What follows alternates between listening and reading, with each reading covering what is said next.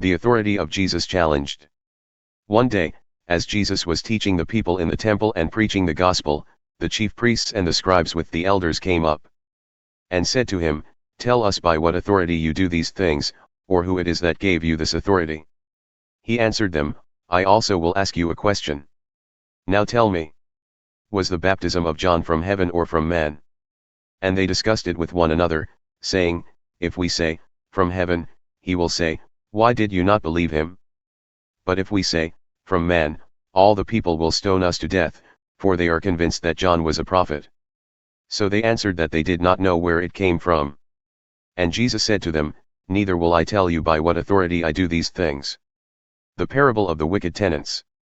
And he began to tell the people this parable: a man planted a vineyard and let it out to tenants and went into another country for a long while. When the time came, he sent a servant to the tenants, so that they would give him some of the fruit of the vineyard. But the tenants beat him and sent him away empty-handed. And he sent another servant. But they also beat and treated him shamefully, and sent him away empty-handed. And he sent yet a third. This one also they wounded and cast out. Then the owner of the vineyard said, "What shall I do? I will send my beloved son, perhaps they will respect him." But when the tenants saw him, they said to themselves, "This is the heir. Let us kill him, so that the inheritance may be ours." And they threw him out of the vineyard and killed him. What then will the owner of the vineyard do to them? He will come and destroy those tenants and give the vineyard to others.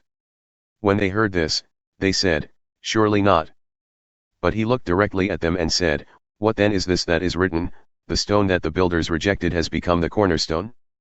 Everyone who falls on that stone will be broken to pieces, and when it falls on anyone, it will crush him." Paying taxes to Caesar. The scribes and the chief priests sought to lay hands on him at that very hour, for they perceived that he had told this parable against them, but they feared the people. So they watched him and sent spies, who pretended to be sincere, that they might catch him in something he said, so as to deliver him up to the authority and jurisdiction of the governor. So they asked him, "Teacher, we know that you speak and teach rightly, and show no partiality, but truly teach the way of God.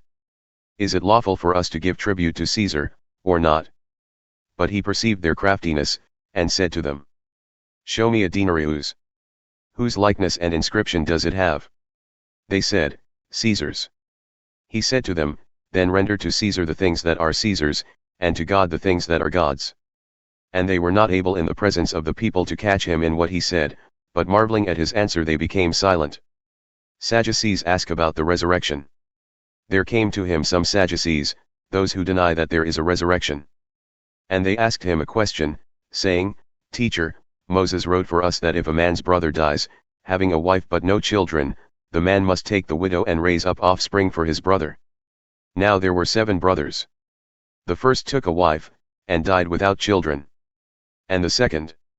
And the third took her, and likewise all 7 left no children and died. Afterward the woman also died. In the resurrection, therefore, whose wife will the woman be?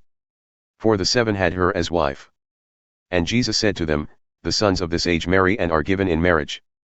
But those who are considered worthy to attain to that age and to the resurrection from the dead neither marry nor are given in marriage. For they cannot die any more, because they are equal to angels and are sons of God, being sons of the resurrection. But that the dead are raised, even Moses showed, in the passage about the bush, where he calls the Lord the God of Abraham and the God of Isaac and the God of Jacob. Now he is not God of the dead, but of the living, for all live to him." Then some of the scribes answered, "Teacher, you have spoken well." For they no longer dared to ask him any question. "Whose son is the Christ?" But he said to them, "How can they say that the Christ is David's son? For David himself says in the book of Psalms, 'The Lord said to my Lord, sit at my right hand, until I make your enemies your footstool.' David thus calls him Lord, so how is he his son? Beware of the scribes." And in the hearing of all the people he said to his disciples, "Beware of the scribes, who like to walk around in long robes, and love greetings in the marketplaces and the best seats in the synagogues and the places of honor at feasts, who devour widows' houses and for a pretense make long prayers. They will receive the greater condemnation.